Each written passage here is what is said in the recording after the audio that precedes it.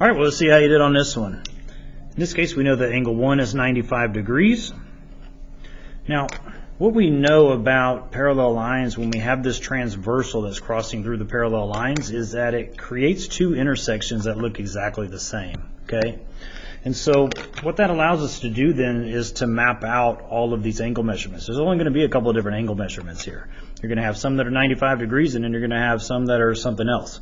Okay, and so one thing that might help you in this case, now you might already know that angle 1 and angle 5 are corresponding angles.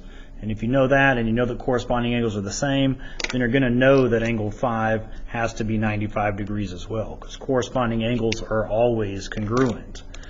And corresponding means they're in the same location. If you'll notice that angle 1 here is in the top left corner of this intersection. Angle 5, which is in the top left corner of this intersection, because we have two parallel lines, then angle 1 and angle 5 will be the same. We also know, just for future reference, that angle 4 has to be the same as angle 1 because vertical angles are always going to be the same. So these two are the same, which makes 5 and 8 the same because we have a pair of vertical angles there, and 4 and 8 are also corresponding angles. And if we look at the other four angles, well, those four angles have to be the same. So here's what happens every time that you have parallel lines with one transversal going through it. You've got two intersections that look exactly the same, and you've only got two different angle measurements here. You've got four angles that are 95 degrees, and you got the rest of the angles are 85 degrees because they have to add up to 180 degrees since they're next to each other.